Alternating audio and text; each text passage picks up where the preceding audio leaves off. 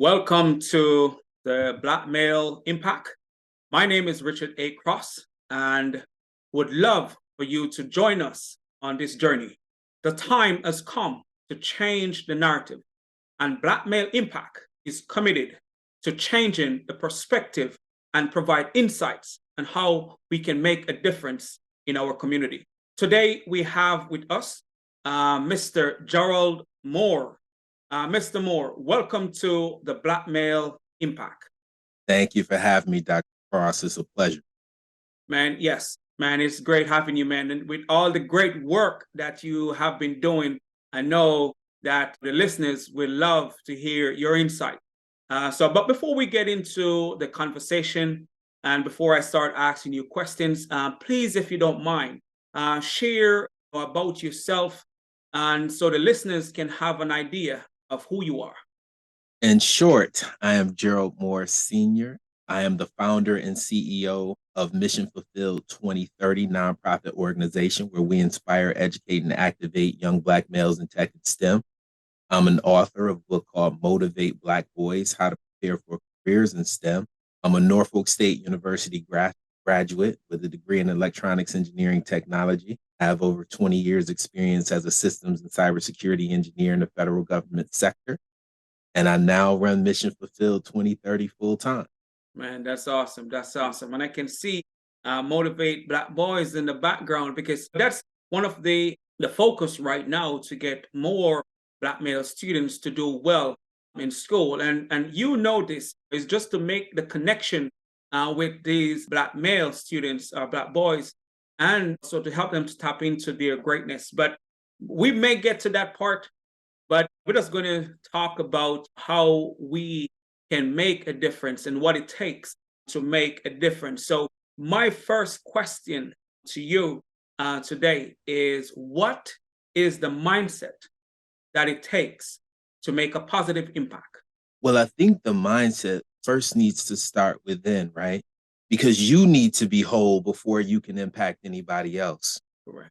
And I think the biggest thing that we can do as men is take an inventory of who we are and figure out who we are. I remember when I graduated college and I was still trying to figure it out. And I really didn't even know who I was as a man until I was about 27 years old. But at that time, I already had a child. I was already married. And there were so many other things going on in my life and I never even knew who I was at the time, what I wanted, I thought my impact would be on the world, right? So as I'm still trying to figure it out, I was letting things happen to me instead of making things happen for myself. So I think it's big that we take an inventory of who we are, and then we can have that impact that we want to have and be productive in our communities. I believe that is so true. It should definitely start with us, internal, finding out who we are, because it makes it easier. And as you shared your story, where you started your life before you knew who you were, and but you learn as you go on the journey. But anything significant happened then that really gets you to make that shift? I fathered my first child at 17 years old. Wow. And then I ended up with full custody of my son when he was 3 months old. So I knew at that point, I came from a two-parent home. I call my growing up, it was lovingly dysfunctional, right? But nevertheless, it was a two-parent home. And at the time I ended up with sole custody of my son at 17 years old, I knew at that point my life was over. And everything that I did in my life from that point was the baseline from where he would start. So I had to grow up at that point.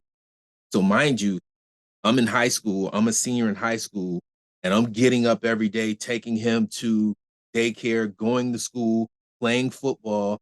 I was an all-state football player. Wow. Coming home, picking him up.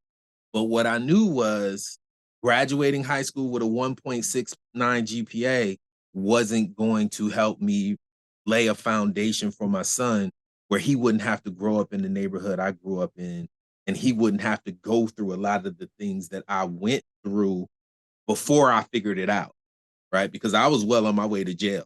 Wow. before I figured it out. Like I did the Scared Straight program at 15 years old. Like I got expelled from school at 14 years old.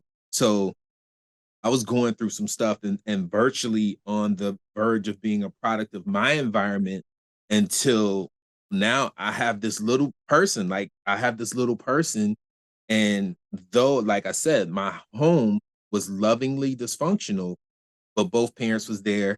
We struggled a little bit, but I couldn't, I was starting my son's life at a deficit where mom is not there.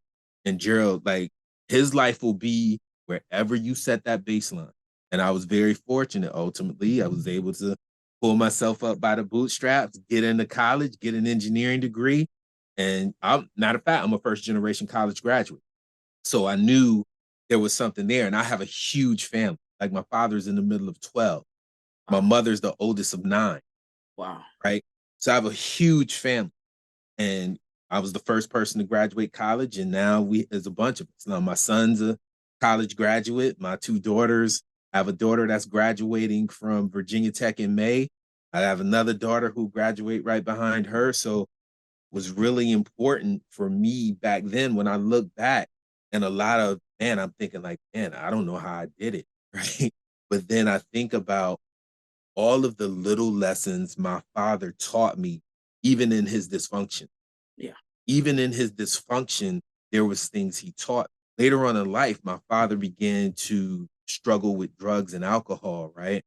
But one of the things I saw every day, my father got up and went to work every day, every day. And when he came home, he had a garage and he worked in that garage every day. So I learned work ethic. I learned, but he never really let me get away with much. And even in his dysfunction, there, my father never, I don't even never remember my father ever telling me he loved me, right? Because I don't know if men at that time were made like that, right? But I had to learn that him getting up and going to work every day and working hard and forcing me to work with him sometimes. And I grew up in upstate New York. In the wintertime, like we had a long driveway. When it was time to shovel snow, Gerald, get out there and shovel the snow. Now I have an older sister and I have a younger sister. It was my job. Yeah. When it was time to cut the lawn, it was my job, not my sister's. Get out there and get it done. So just those base things of like how to transition into manhood from a work perspective, like my father gave me that. Now, the majority of my uncles, and this is where we struggle, and this is where I still see the struggle today in society. 100% of my uncles on my mother's side, my mother's oldest of 9, she has 6 brothers. Wow. My father's in the middle of 12. He had 7 brothers. 100% of my uncles and my father, the men in my family, struggled with drug and alcohol addiction at some point in their lives. 100%.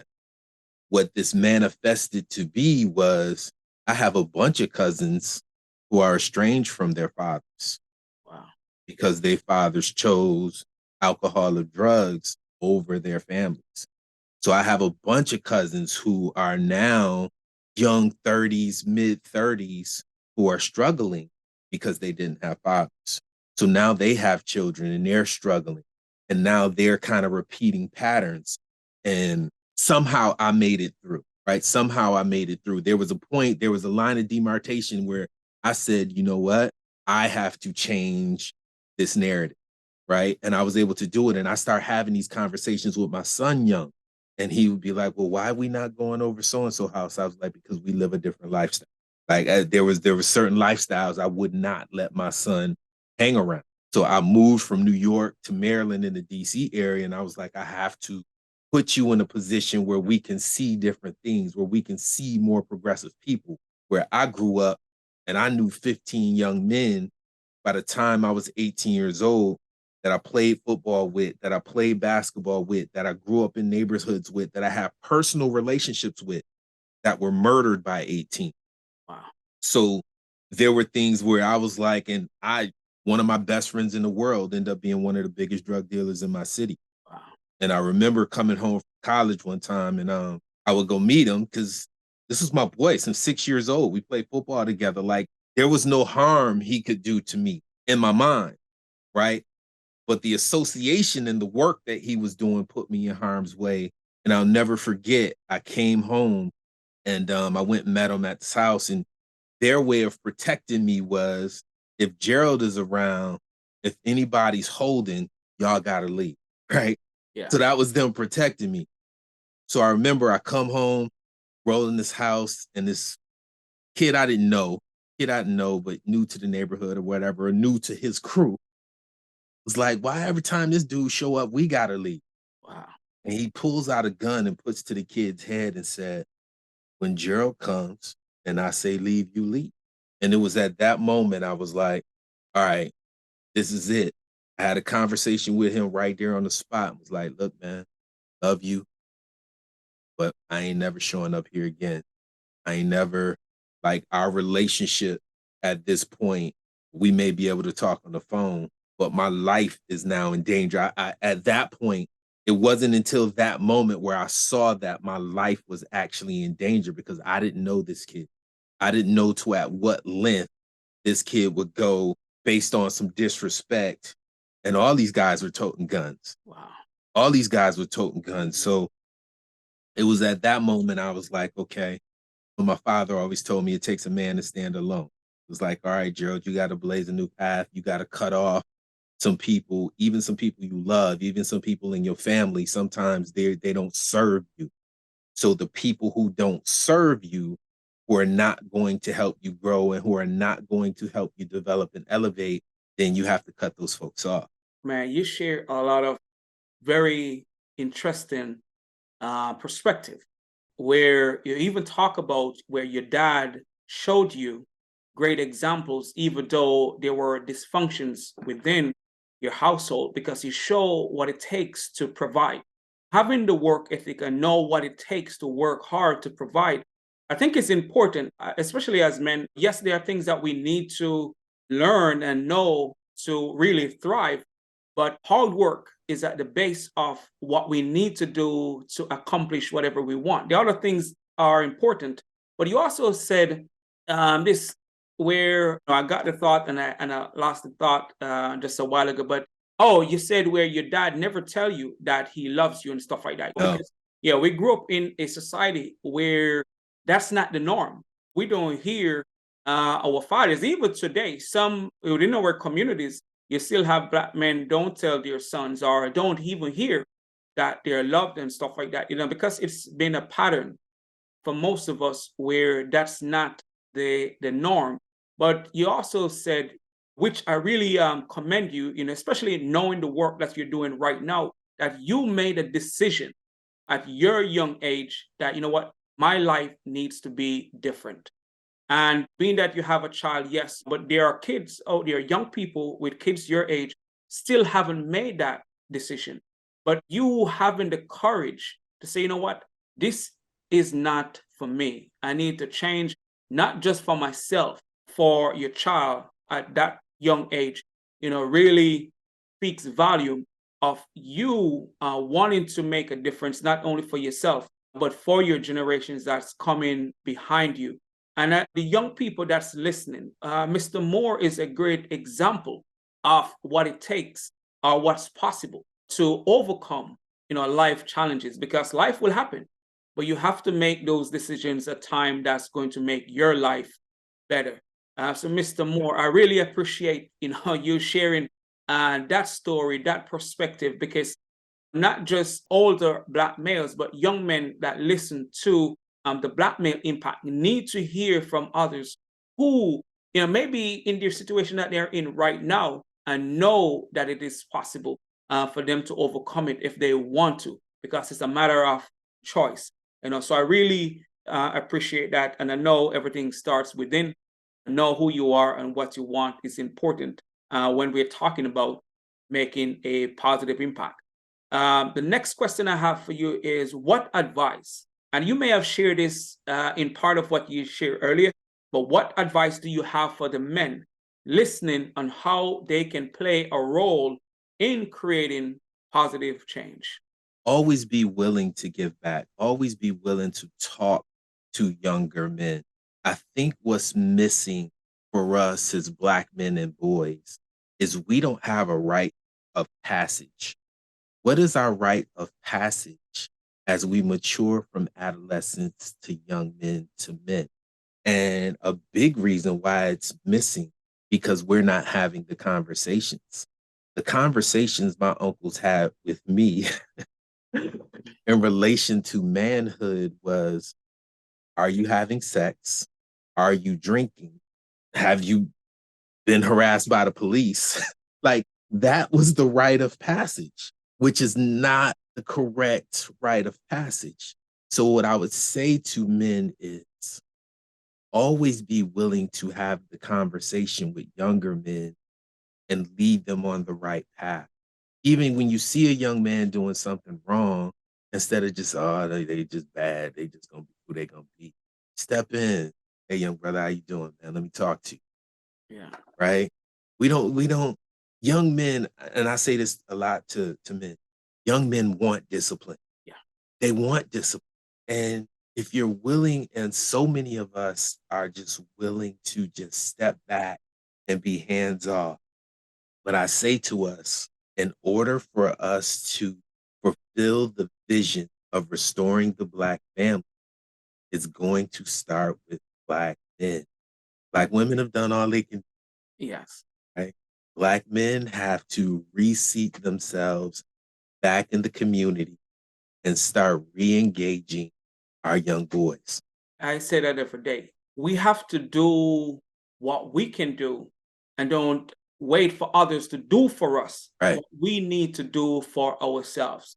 Because the time we take to wait on someone to make change within our community or put resources within our community, we need to use what we have to start moving the needle forward. Because by us taking that initiative to do what it takes for the younger generation to see us being the best example that we can be, it will help to change the narrative because it's easier to become what you see.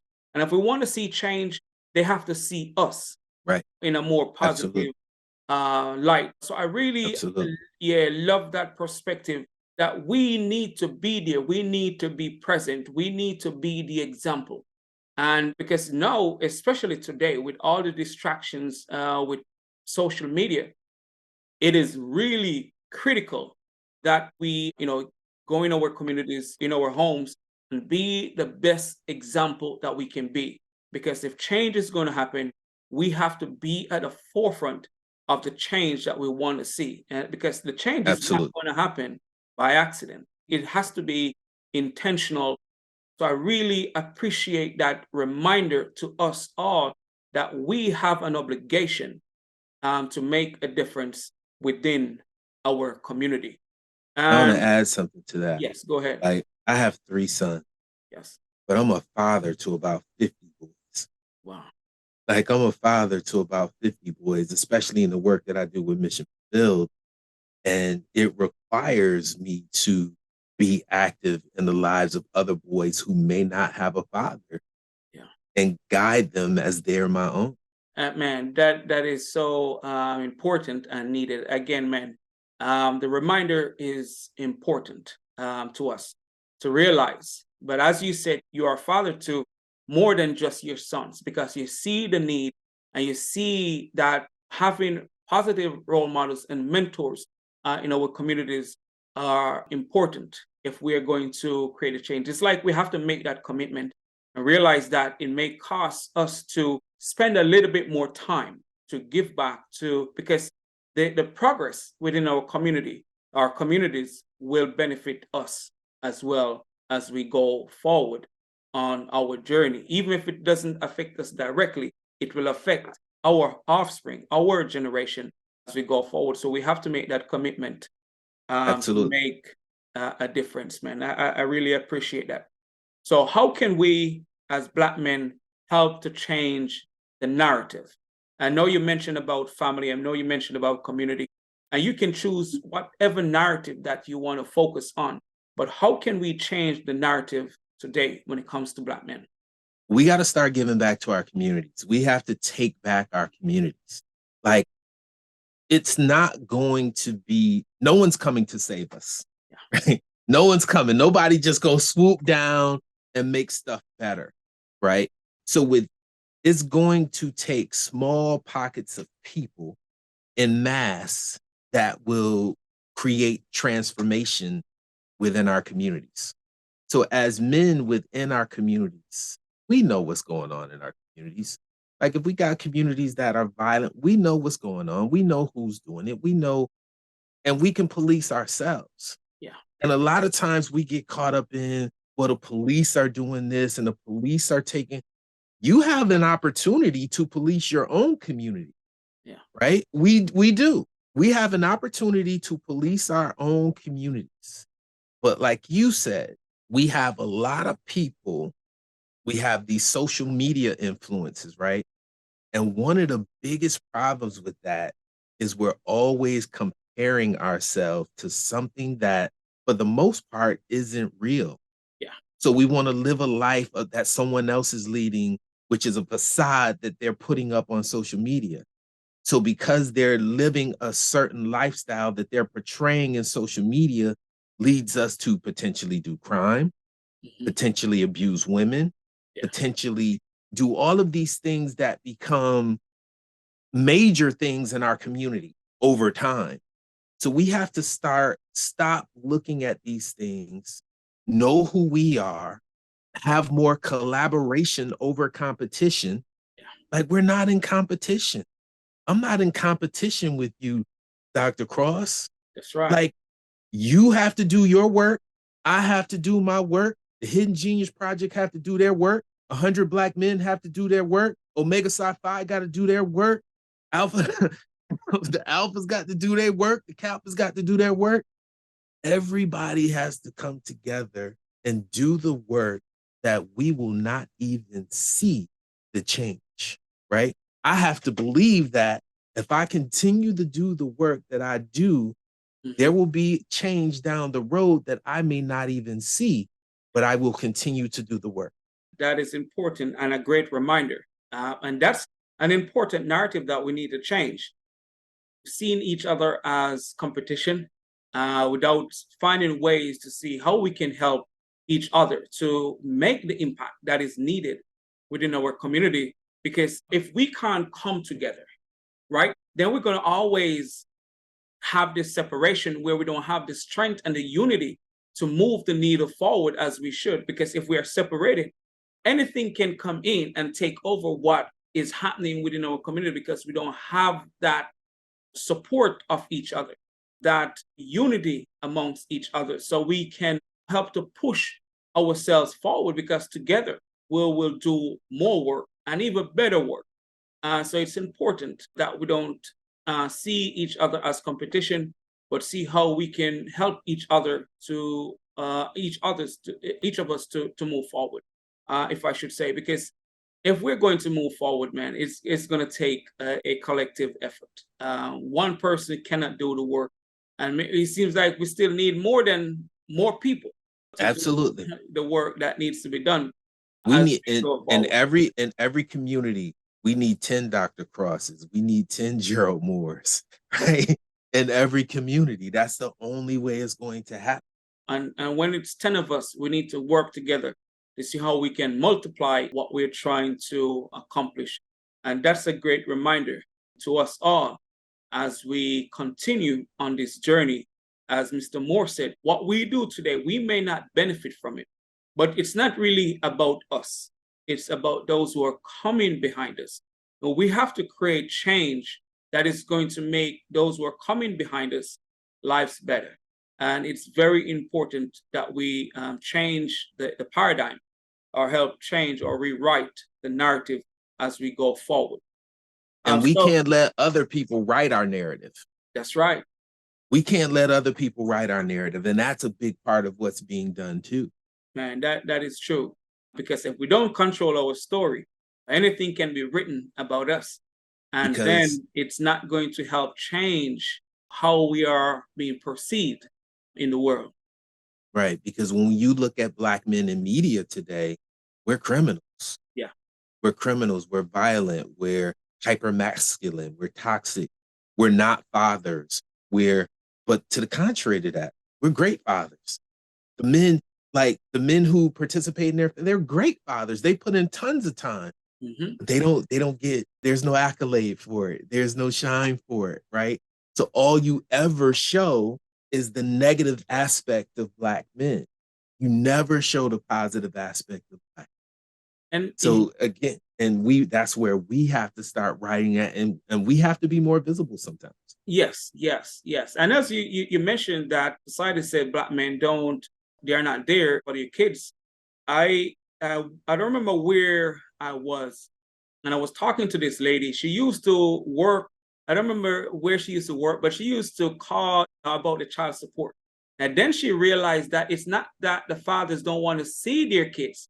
And then she leave that job and start advocating for Black men because she realized that it's not a matter of them not wanting to see their kids. They want to see their kids. They want to be in their kids' lives, but it's set up in a way where they weren't getting the opportunity.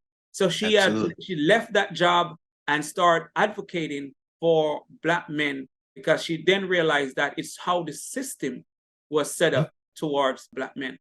Right? Because even like in what you just said, right? Say a man has had about with the law, right? Got caught up in something young, may have gotten a felony. He's out.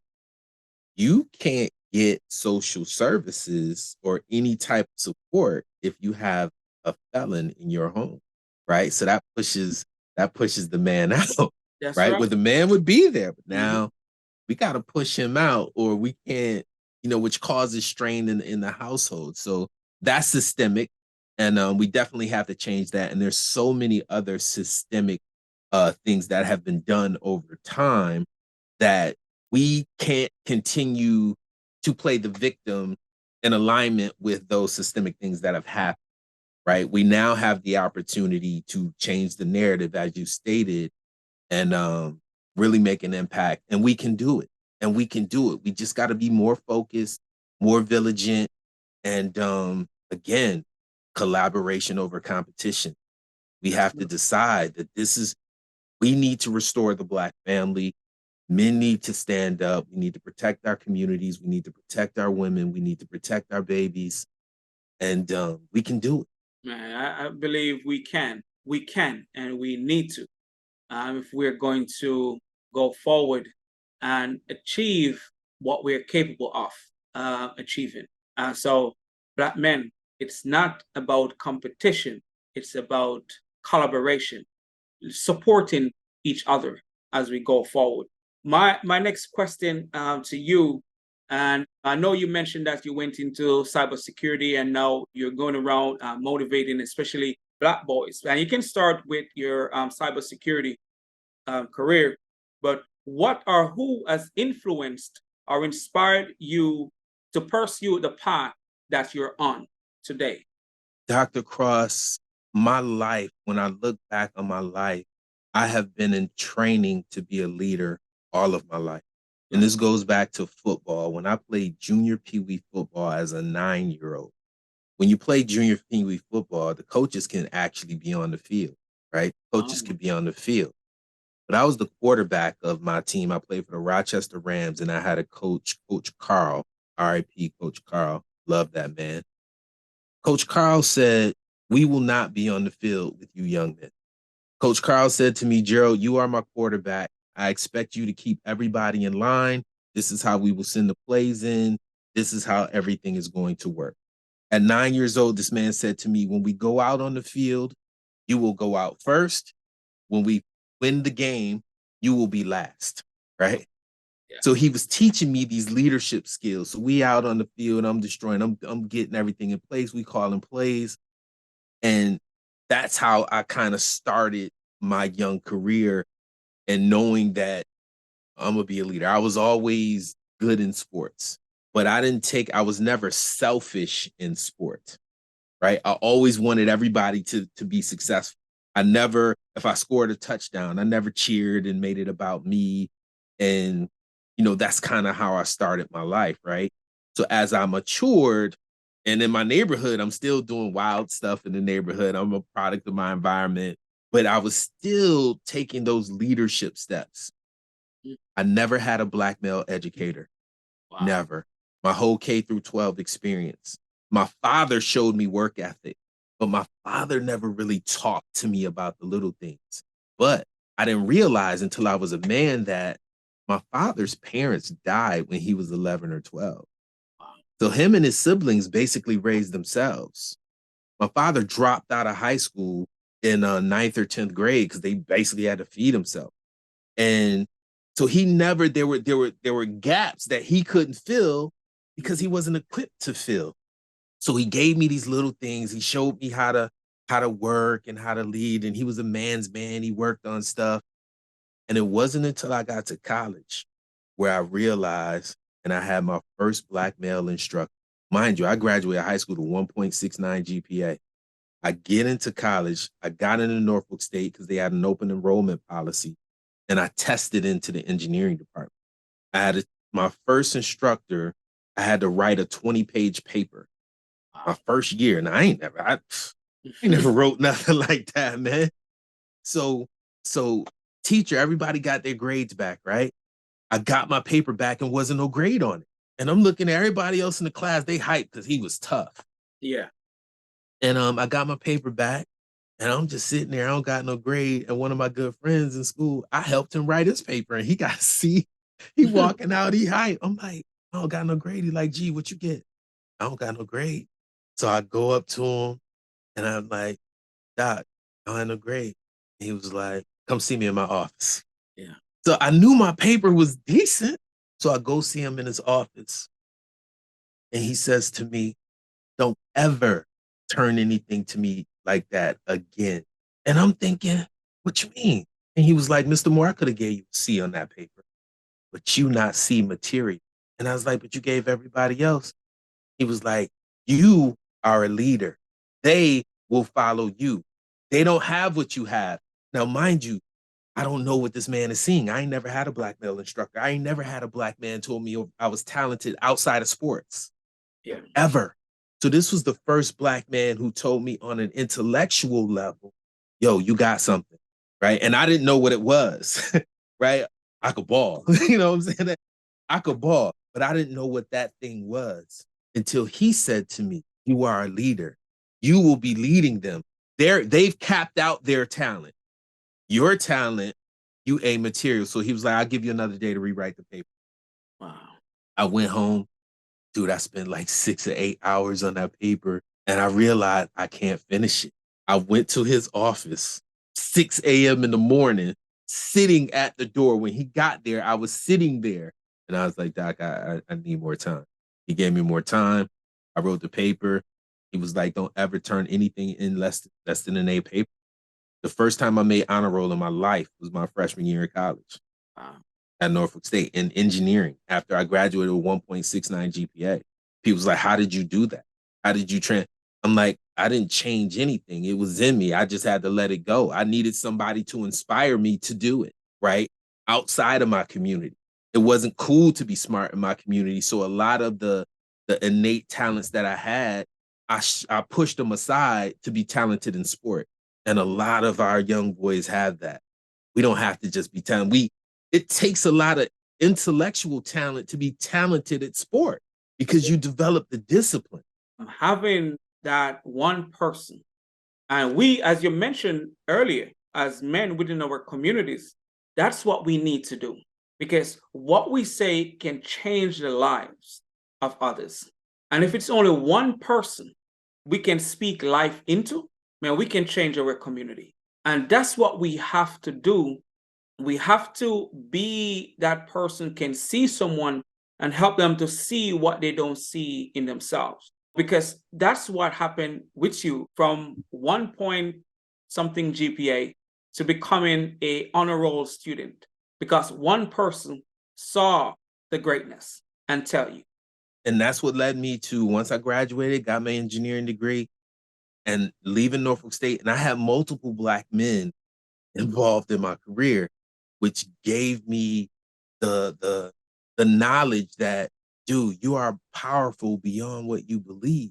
They told me you're gonna have to work harder than any white man you encounter just because. Yeah. But don't look down. Don't think that, no, it's not fair. So what? Be 10 times better. That's right. And that's how I got into my career. And as I got into my career, I ended up working for some of the biggest consultant firms in the world. And being that only Black man in the room, I was groomed to do it. Like I was groomed to take it on and to know that, okay, through the microaggressions, through all of the other hate and shade that they threw at me, you can't stop me from being successful. You And can't stop. but as you mentioned, you have been prepared for all the things that you're doing, because even when you're playing pee wee football, the coach instilled leadership in you. So in life, we sometimes don't know why we are going through the things that we go through, especially our younger years. And then later in life, we realize what was happening for us at that moment, when we start to reflect, when we start to see different things unfolding in our lives. But the things that I will take away from that before I go on to the next part is that we have to start looking in the younger males, the younger generation, and see in them what they may not see in themselves, because sometimes that's what's going to change how they perceive themselves and how they think about what is possible for them. And then we must hold them accountable, because the teacher held you accountable. And because he hold you accountable, you actually produce on the level that he expects you to produce. So we don't just tell the next generation, we start to hold them accountable. Let them know that we care about who they can become. And with that, we'll start to see changes, because they're not going to just change on their own, because they're bombarded with a lot of negative labels and stigmas when it comes to who we are. And so when we become conscious of what we're capable of, it's our responsibility to help those who are unconscious of their own capabilities to become conscious of what they're capable of achieving. So I really appreciate you sharing that insight, because we now have to be the leaders within our communities, but also help the next generation to realize what they're capable of achieving. Every time I get a chance to talk to a group of young men, I ask them, who gonna replace me? I Wow. can't do this forever. Who's going to replace me? Wow. Right? I need 5, 6, 7 of y'all to replace me and do the work that I do in your community. Wow. Who's it gonna be? That's a question that I'm going to start adding to when I go places to talk, or when I meet, even on campus, talking to these young men. Who is going to be that leader later when I'm not there, or someone who they look up to? Who is going to be that next person to make a difference? I really appreciate that. I'm going to add it to what I do when I do have these conversations with the young men on campus, especially. What is your perspective on the current climate of Black men in society today? What is my perspective? I think we're undervalued. Okay. I think we're undervalued. And I think a lot of it comes from the media stereotype. And a lot of us believe that we can't have impact. I believe that a lot of us believe that we have, it's been pounded into us that we can't change anything. So I believe a lot of us check out because we have the belief that we can't impact change. Therefore, if one believes that they can't impact change, then they're not going to try. Or if they do try, it's going to be a half effort. And when presented with any barrier, they're going to give up. That makes a lot of sense, because if you don't believe you can do something, you're not going to do it. And as you mentioned, if even if you're doing it, you're not going to put your best foot forward, because why should I? Because I don't believe I can create change, or this thing that affects us as Black men, that's how it's going to be forever. But we can't even look at it like that. We have to create the change where we can, always be the change, and believe we can make a difference. And I think when we do that, because if they say your teacher, your professor, didn't believe that he could impact change, he wouldn't pull you aside and say, you know what, Mr. Moore, I believe you have it in you to be the leader. And if you step up, others will follow you. If he didn't believe, and that's how we have to do, we have to believe we can. We may not change the world, but that one person that we impact positively, just as you have shared with thousands, millions of people benefited from your message, from that one professor who say, Mr. Moore, you are a leader. And then you build on that. And so we may not change the world. We may change one person, but that one person can go on to impact thousands, even millions. And that's what we have to realize, that it's not a matter of focusing on changing the world, but believe that we can make a difference, believe that we can create change. And when we believe that, we show up differently, because it's Absolutely. important that we show up with the belief that we can make a difference. And I really appreciate that, because and it's a great reminder as we go forward, and as we think about changing the narrative, of as we think about creating positive change, we must believe that we can do it, despite how it looks. We must believe that we can make a difference. So I'm going to go into the next question. What change do you want to see? I know you just kind of mentioned part of it, but what change do you want to see in general amongst Black men? So I think as Black men, we can start to better, and I mentioned this earlier, evaluate ourselves. Okay.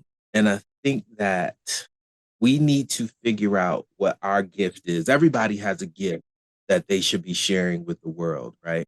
Everybody's gift is not going to be Dr. Cross's gift or Gerald's gift. What is your gift and how can you give back? You can't look at me and say, I can't do what Gerald does, so I'm not going to do anything. That's right. Right?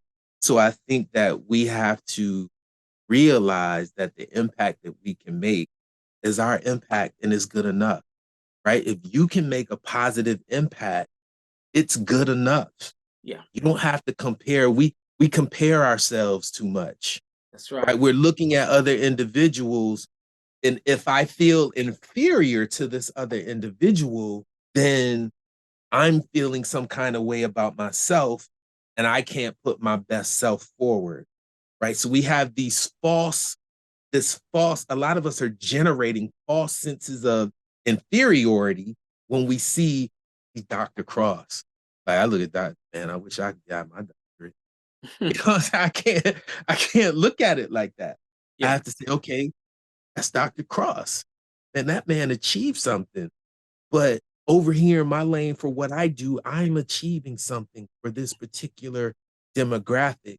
And I believe that we can all look at ourselves and say, hey, I do have something to give and give it. And if yeah, we all do that, yes. then we're successful. Man, that is important. I remember a few years ago, maybe about 6, or even before I'm even start thinking about the doctoral degree, I came across this quote that says something that I am good at, right? That somebody else may be wishing they can do what I can do, not realizing that they have something that they're good at that I'm not good at. And their focus should be on what they're good at. And I say, you know Right. what, man, I'm going to keep doing what I am good at doing, and don't focus on what somebody else Right. is doing. And that really kind of gave me a shift in perspective, because you grow up in an environment where you think you have to compare yourself. You know, that person is Mhm. better than me, and you start to see yourself as less than, because you're looking at yourself through somebody else's eyes. You know, not realizing your own um, greatness or your own gift. And because I think because I think I was reading a book, it went on to say you can't judge a fish by it climbing a tree, right? Right. You know, because the Right. fish is going to be swimming. It's going Exactly. to be the fish is going to be in the water. Exactly. So you make a valid point. We have to focus on what we can do to make a difference and use our skills, our talents to make a difference, and don't look at what somebody else is doing and compare ourselves. And sometimes that means you support someone else. That's right, man. Sometimes that means you're in a subordinate role, but you support someone else the best you can. And everybody needs cheerleaders. I remember I came across, I think it was Wayne Dyer, and he was talking about the lady that works for him. She's an editor, and he said, "Man, my work, you guys love the work that I produce, but I wouldn't produce such a good work if it wasn't for the editor." And he said the editor never looked and said, "You know what? I want to be a writer."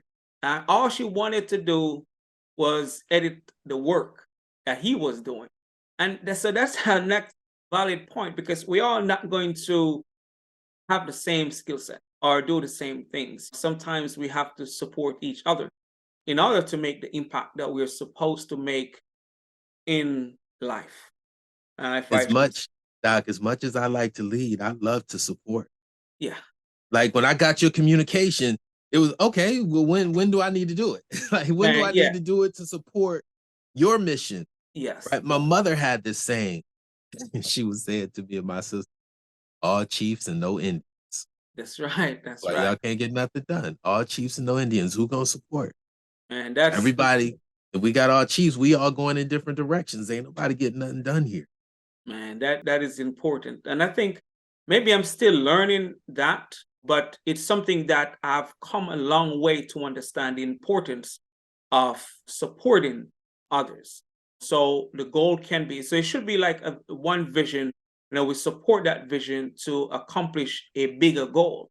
Especially when you're a part of a organization or part of a team, and sometimes somebody is doing something that you resonate with, and that's you come in and see, how can I support that? Because yes, that's something that I find to be important, and support that mission. I believe in doing that we can go forward and accomplish more. And Absolutely. yes, and that goes into this question. And I know you may have already shared this, especially in your introduction, but you can share it again. What was a pivotal moment in your life? Outside of, and I would say when you say you had your son when you were 17, but is there something there or later on your journey that really stood out to you?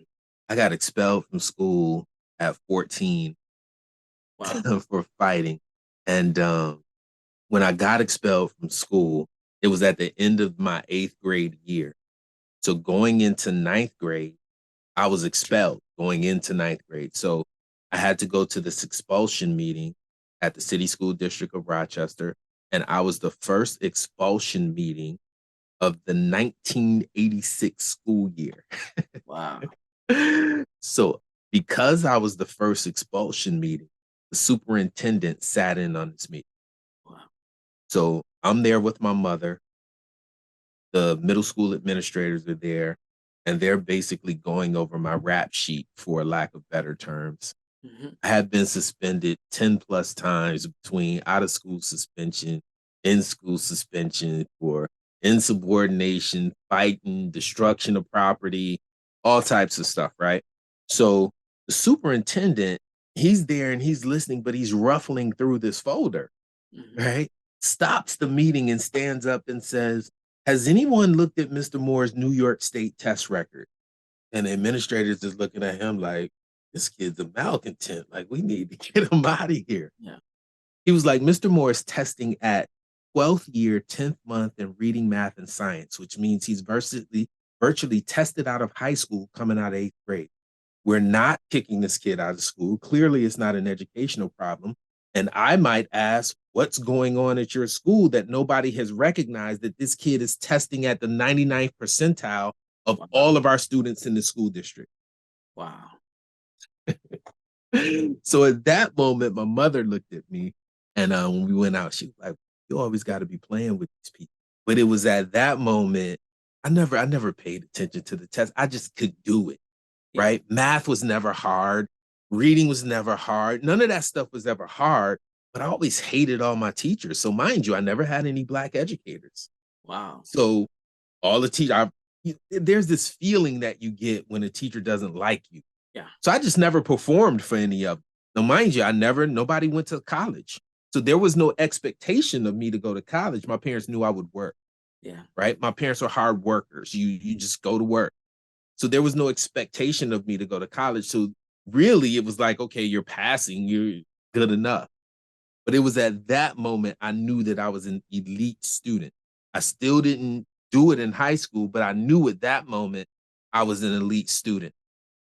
And it propelled me to actually learn more about what I wanted to do outside of school, which forced me to learn engineering outside of school because they weren't teaching engineering. And even though I was able to so because I tested so high, I was able to go to this technical high school called Edison Tech, where I was able to take 4 years of electricity, Wow.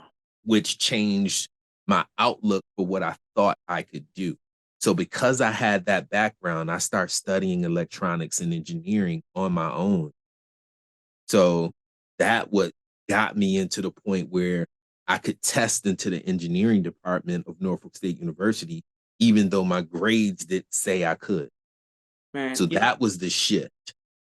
man, that is really powerful right there. That what happened to you when you were 14 years old.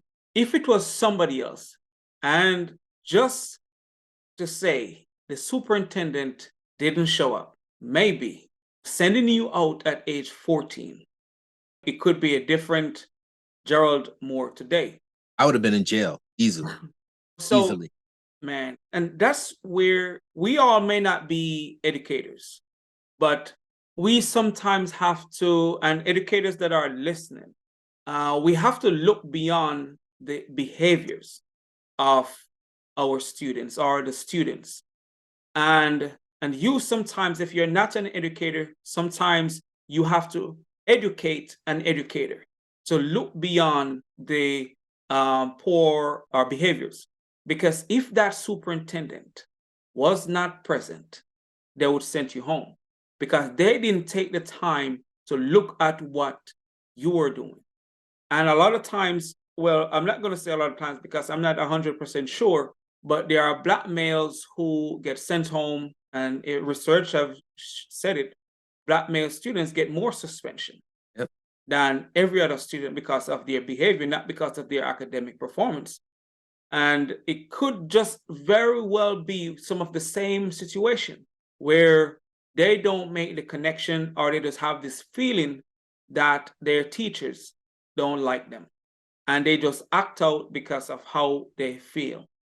And man, so I really appreciate you sharing that. It's not only men that's going to be listening to this. So I hope the person, even if you're not a teacher, as I said, you may have to be the one to educate your son or daughter, teacher, on to look beyond the behavior and see what's happening. And maybe that can change the trajectory of that child's life, because it's important. And sometimes that's the difference that will make the difference in our young people life as they go forward. So I really appreciate that pivotal moment, because that really makes a difference for you. Now you are impacting the lives of others around the globe. And because it's not only here, because once you're online, and you're impacting everyone around the world. So my next question is, what life lesson have you learned late that you think or believe is important to this current generation? Treat your criticisms as positive lessons. Treat your criticisms as positive lessons. So many of us, when we get critiqued, we shut down and we look at them as negative. But it gives you an opportunity to change. It gives you an opportunity to grow. It gives you an opportunity to look at a new perspective. So if we look at our criticisms or the things that we don't believe or we believe we're failing at, those failures or criticisms provide you a new opportunity to succeed. That's a really profound perspective, because there, man, that's a really profound perspective. And that's a good way to look at our criticisms are the people who critique us, and we may get offended, as you mentioned, and then we start to react in a Right. negative way. And I realize, you know what, maybe I need to look at this and see what I need to do to improve, because I will only get better. So if you point out something that's wrong, I can have to work on it so I can get better. I remember coming from Jamaica, and I started working with at this organization. And in Jamaica, I never really used to pay attention how I'm speaking. And I used to speak very fast, coming to the States. And I used to ask my co-workers, right? If I say something that is not correct, please correct me, so I can get better. And so I understand. So back then I realized that, you know what, if things are going to change for me, if someone point out something that will help me to be better, I see it as positive. So I really appreciate that. And even you saying it, it's not something that I really really become like that I'm really conscious of. I know I've done it, but I really appreciate you saying it, because it's important if we are willing or wanting to be better. So, man, I appreciate you saying that. And I think it will help a lot of us as we go forward, especially when we are thinking about making a difference in the world. But before I ask my final question, I want to ask you, where can the listeners find the great work that you're doing so they can support you and with the work that you're doing to make a difference? You can find us at missionfulfilled2030.org, missionfulfilled2030.org, just how it sounds. If you put Gerald Moore Sr. in your Google machine, you'll come up. I'll come up everywhere. If you put Motivate Black Boys in your Google machine, we'll come up everywhere. But Mission Fulfilled 2030 is the nonprofit organization. And I also come up under Gerald Moore Speaks, as I'm also a speaker and motivator and author. So therefore, you can look up me under my name. But Mission Fulfilled 2030 is the nonprofit organization where we create tech and STEM programs for Black boys. Okay, man. Thanks for sharing that, man, and just keep doing the great work that you're doing, because it makes a difference. We can't even talk about that too much because it's important, and you're doing important work to help change the narrative and to make a difference within our communities. So, my final question to you is, what impact do you want to have on the world? Well, our vision for Mission Fulfilled is to impact 100,000 Black boys by 2030. Wow. And if we can impact 100,000 Black boys by 2030, have them making a six-figure salary by the time they're 5 years post-graduation, that would bring an incremental income of $1 billion per year into Black communities. And in a 10-year period, a $10 billion incremental income to Black communities. That's what I want to see. That is the vision of Mission Fulfilled. And when we finish that 2030 vision, we'll roll into that 2040 vision where we have an additional 10,000 Black men in STEM who are teaching Black boys. And we have this perpetual cycle that is in motion that you can never change. Were you going to say something? I could keep going on and on about it, but I wanted to finish. But when we have those 10,000 men, so we got 100,000 working, but we got 10,000 men who are innovators. So now we're building Microsoft, we're building Apple, we're building Tesla, we're building in our own community, right? And throughout the diaspora. Yeah, man, that's awesome, and especially from a financial standpoint, because that really will make a big difference in our communities. And not only that, too, it changed how the world will look at Black men. Absolutely. Because then we become more financially stable. And also, what happens sometimes with our Black males, especially Black students, they are not say forced, but they push more so in sports or entertainment, Right. or they think that's the way, Absolutely. to support themselves, to support their families. And this is just a small percentage of Black boys make it to the professional level. So what you, 1%. yeah, so what you're doing to provide avenue of independence, I believe that is important, and if we're thinking about changing the narrative, the financial piece is very important in making a difference within our communities when it comes to Black men. There So will be there will be no change for our families without economic change. that's right. There will be no change without economic change. I like that, man. I like that. That is really profound. Man, Mr. Moore, man, it's been great having you here on the Black Male Impact. Man, you share some really great points, insights, and perspectives on how we can make a difference as we go forward on this journey. Man, so I thank you for being here. Thank you, Dr. Cross, for having me, my brother. Much respect to you. I appreciate the work that you're doing. Anytime you need me, just give me a call and I'm here. Yes, sir. Most definitely will, man. I appreciate you, man. Thank you for being here. Absolutely.